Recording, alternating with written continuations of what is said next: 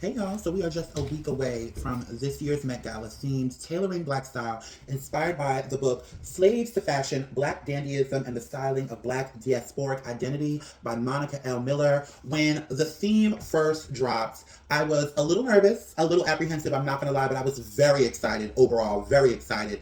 And after reading the book, I delved even deeper, watching different documentaries and looking up different pictures online.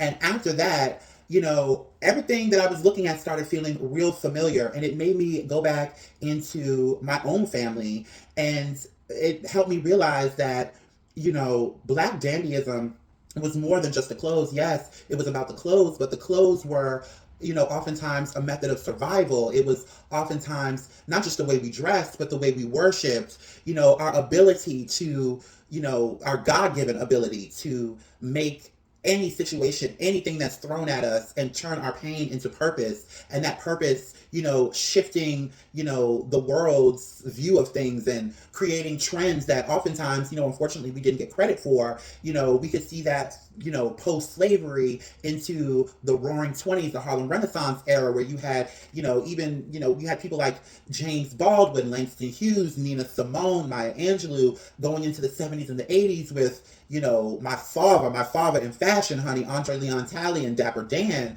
And then oftentimes, in delving deep into Black dandyism, you don't hear too much about the women, but, they had this saying where they say the man is the head, but the woman is the neck. And that makes me think of women like June Ambrose, who really shaped the style of hip hop, bringing not only, just Black dandyism, but that eccentric Afrofuturism to the game like no other woman has, or I think ever will again. And again, that made me even think into my own family, thinking about my grandmother, Ruthie Naomi Pennington Salters Darling, who, was one of the first Black women in New Jersey to be in the Sears catalog. She worked at Lord and Taylor, she worked at Alexander's, and she would dress my grandfather. My grandfather was fly as a bitch, you know what I mean? Old Ernie.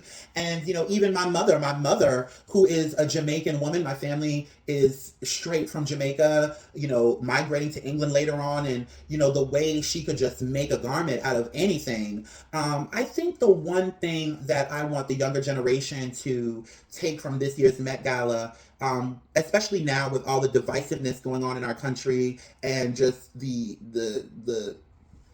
overtaking, the capitalism overtaking everything, is that, our history in fashion as Black people has never been about the label. It's been a lifestyle. It's been, a means of survival. It's been our God-given innate ability to, no matter what's being thrown at us, to turn that pain into purpose, and how that purpose over the years, especially in American history, has shifted the narrative so many times to the point where we've seen stuff that we never thought we would see, such as a Black president. You know what I mean? When I think of dandyism, if I could put dandyism into one image, it would have to be my grandmother on my mother's side's wedding photo. Her name was Isis McGregor, and that wedding photo, to me, I look at that photo and I'm so proud of where I come from. My grandmother, she grew up, in Jamaica as, the daughter of, a wealthy family. And when she got married, she had to do it on her own.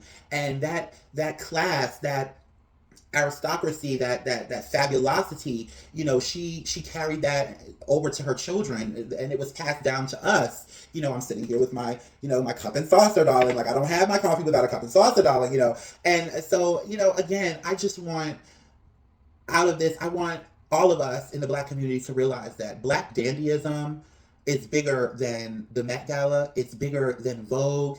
It is our contribution to the world, and it's something that we should hold so precious in our hearts, and we should carry that with us every day, not just on the 5th of May.